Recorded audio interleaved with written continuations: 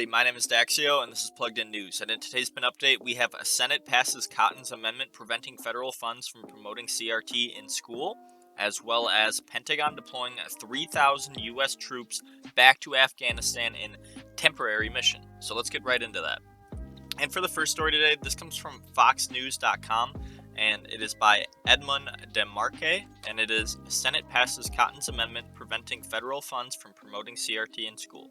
And it goes on to read, the U.S. Senate on Tuesday voted to pass Senator Tom Cotton's amendment in the budget reconciliation package that prohibits federal funds to be used to promote critical race theory in schools. Christopher Rufo, a senior fellow at the Manhattan Institute who has been critical of CRT, posted that the Senate approved the amendment in a 50-49 vote. The fight against CRT has gone national, and Senator Cotton is leading the way, he posted. Critical race theory has been the center of debate in D.C. and local school districts. It is seen as a way of considering America's history through the lens of racism. Scholars developed it in the 1970s and 80s in response to what they viewed as lack of racial progress following the civil rights legislation in the 60s, the Associated Press reported. It centers on the idea that racism is systemic in the nation's institutions and that they function to maintain the dominance of white people in society. Cotton introduced the Stop CRT Act in July of 2021 to prevent the funding to be used in K-12 classes that teach the theory. This is a big W right here. Obviously, getting rid of critical race theory in our schools, so our Senate passed it. That's pretty great. Hopefully, the president will stamp that, get it going, and we will no longer have to get our minds imprinted with this complete and utter garbage.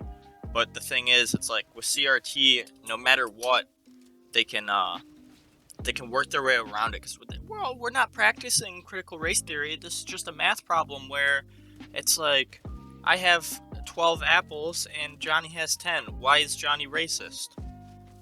It's not CRT, but it's still implying CRT principles. So that's what maybe they'll try and do in schools and stuff still, but we'll see. We'll find out. Alright, and for the next story today, this comes from Breitbart by Christina Wong, and it is Pentagon deploying 3,000 U.S. troops back to Afghanistan in temporary mission.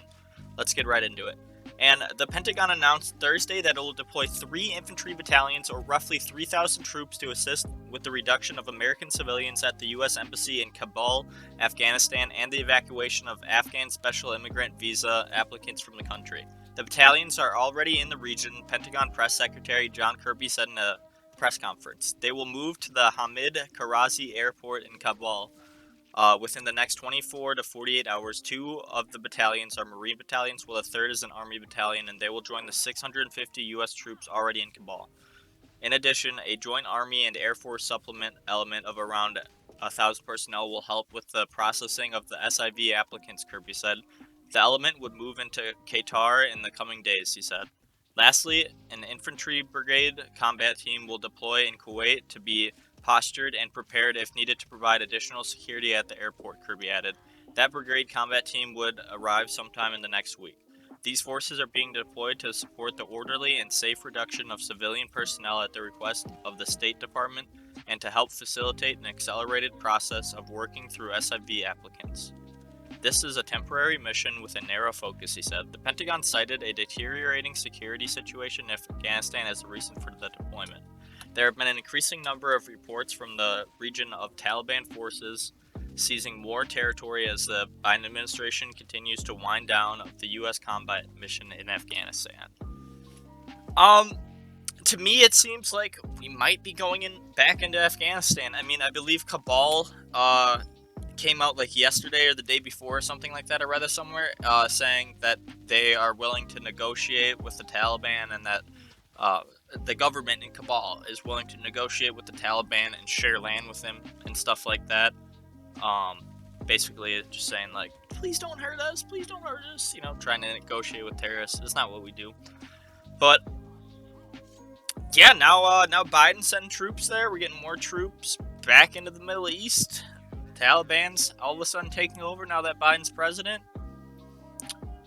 Anyways, if you did enjoy today's video, be sure to drop a like, drop a sub down below, drop a comment, let me know how I'm doing, let me know what I can do to improve, and don't forget to stay plugged in. Peace out, boys.